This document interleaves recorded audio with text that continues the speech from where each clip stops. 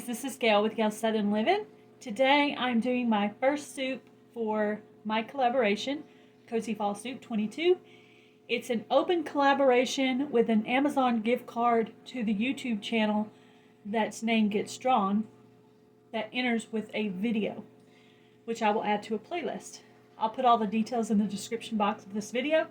Today I'm going to make minestrone soup. So first I'm going to put a little bit of olive oil on the bottom of my pan. I'm going to turn the oven on. Turn the stove top on, might be more correct. Then I'm going to add my chopped up onion. I used red onion, but you can use yellow or white or whatever color you have. Also chopped up 2 stalks of celery. And then I am just going to soften these up a little bit. And I'll bring you back for the next step. Okay guys, so the celery and onion are sauteing. They're pretty good now. You could have added fresh carrots at that time and cook those with it as well. But I'm going to do canned carrots so I can use some stuff out of my preps. So I'm going to do a teaspoon of garlic cloves in there. Okay, next I'm going to start adding some stock to it. I'm going to add 1 container of chicken broth. I'm going to do part of it to see how much I need. I'm going to do about half of it chicken. Okay, I'm going to do half beef and half chicken. I do like the beef flavor in my minestrone soup. Now once I start getting everything in there, I'll be able to tell how much more I need. But I want it to have a little bit more beef flavor than chicken flavor.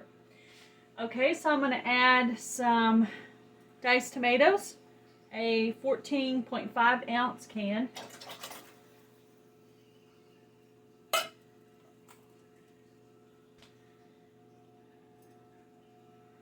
Okay, and I forgot to get a spoon out for the tomato paste, so I'm going to use what I used for the garlic. And I'm going to put the tomato paste in there because I like my soup with a little bit more thickness to it.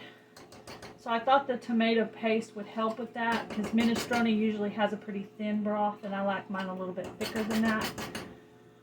So adding the tomato paste. Okay. Next I am going to add some seasonings. I'll come back to the chicken broth. We might add more of that in a little while. So I'm going to add 1 teaspoon of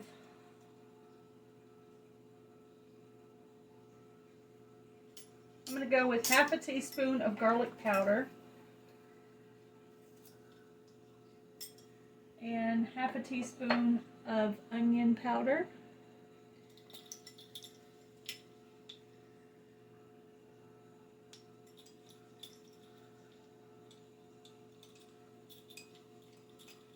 Okay, I'm not going to try to close that while I'm on here. Let's see how much pepper it's asking. It actually doesn't even, oh yes it does. It does list pepper. It says half a teaspoon. I'm just going to do half a teaspoon of pepper. And I'm going to do half a teaspoon of paprika. Okay, that looks like, let's see, basil. We're going to do, how much does it say on basil?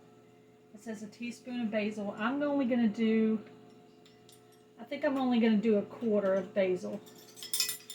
I like my basil in small amounts.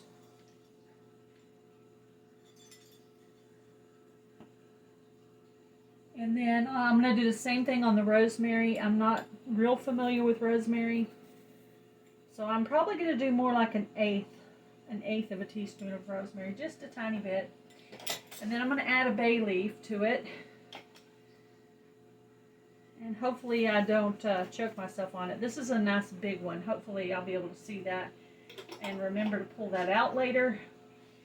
Okay, so I got all the seasonings into it. So now I'm going to add a can of green beans. You could do fresh if you have it, but I want to try to use some of my preps.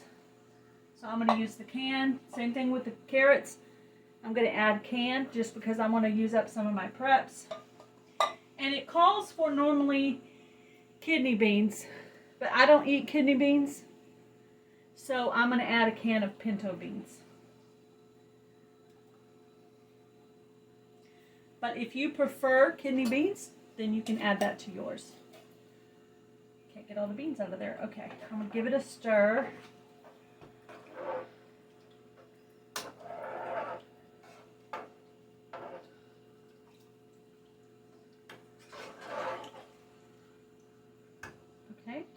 I'm going to add a 1/4 teaspoon of olive oil.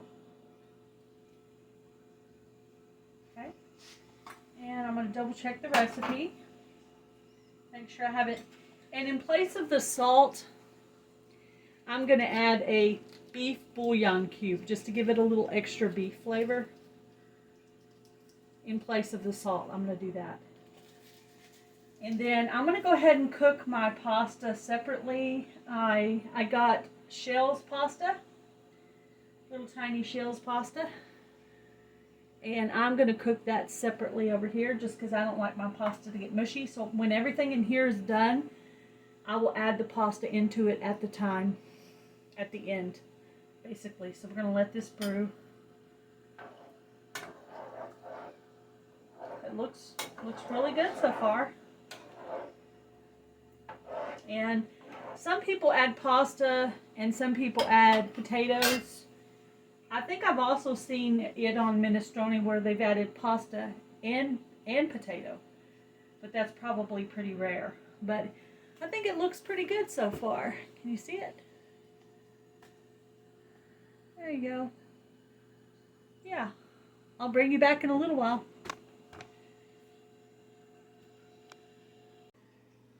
Okay, this is what my minestrone soup looks like. Pretty thick. There's a lot of stuff in there. But I think it's going to be really good. It smells really, really good.